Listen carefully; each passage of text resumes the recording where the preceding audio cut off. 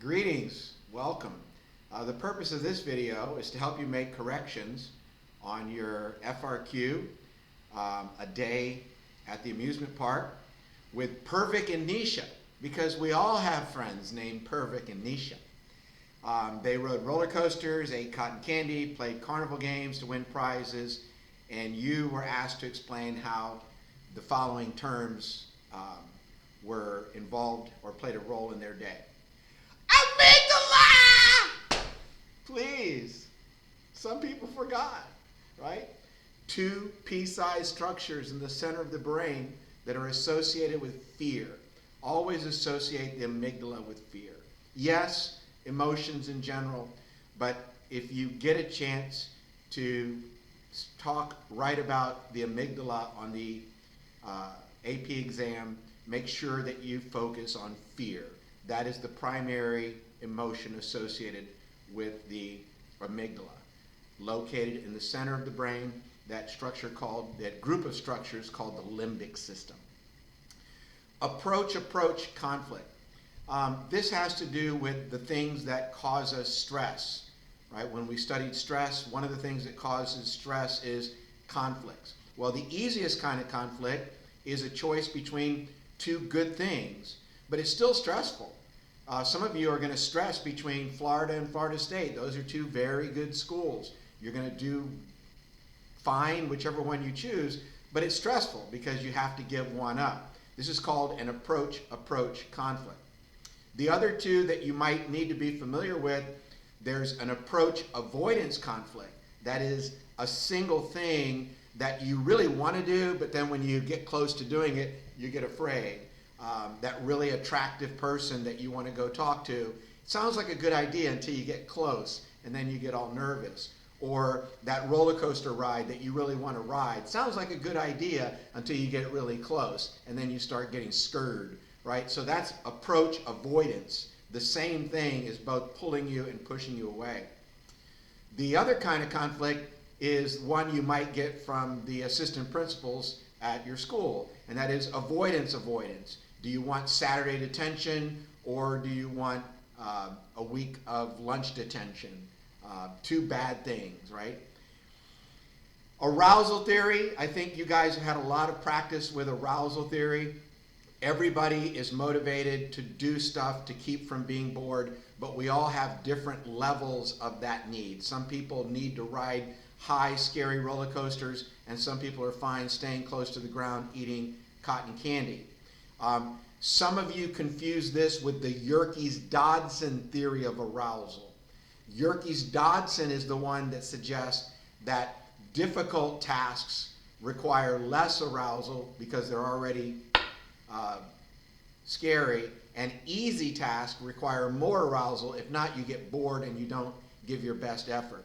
So they're similar. They both have to do with arousal, but arousal theory is just simply the idea that we're all motivated by a different level of arousal. We all get bored either more or less easily. Yerkes-Dodson suggests that we're all going to perform better on tasks that are difficult with less arousal and tasks that are easy with more arousal. Informational social influence. This has to do with how we get people to change their minds. Most of you missed this. It was the hardest one.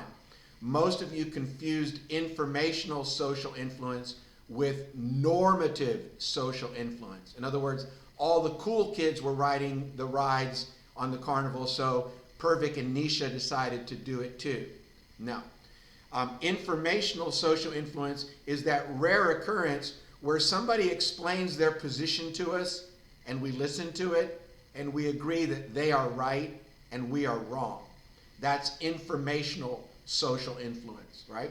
Normative social influence, I'm dubious or doubtful about doing a particular thing, and I'm swept into it because everybody else is doing it. That's normative social influence.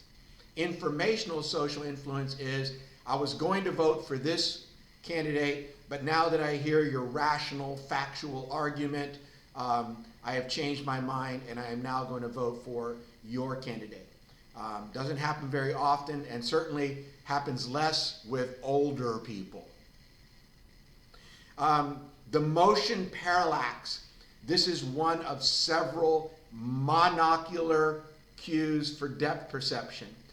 If something is moving very quickly, we perceive it as being closer than something that is moving more slowly. In other words, at the amusement park, many of you correctly identified that the roller coasters that they are standing near are going to seem like they're going much faster than the roller coasters that are far away.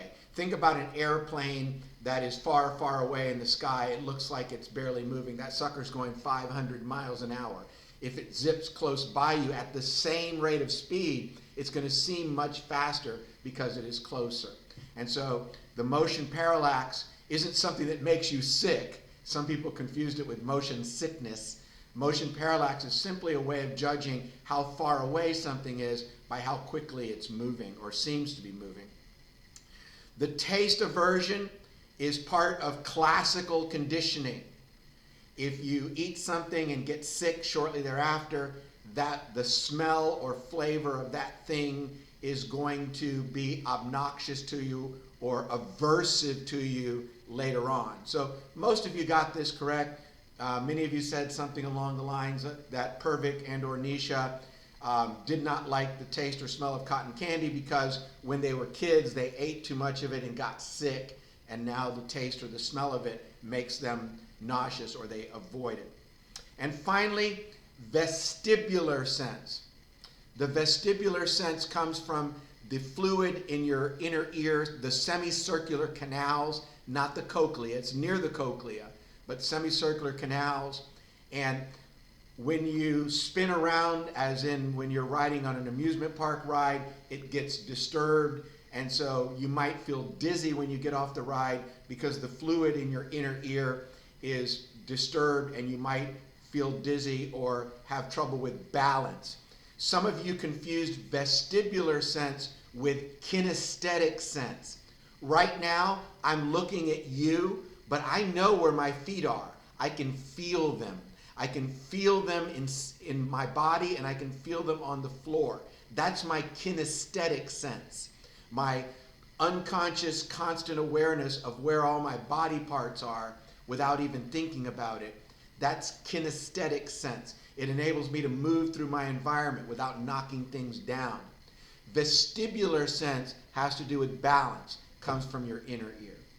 I hope that you enjoyed this day at the amusement park, and I'll be with you again tomorrow to break down the day at the daycare. See you then.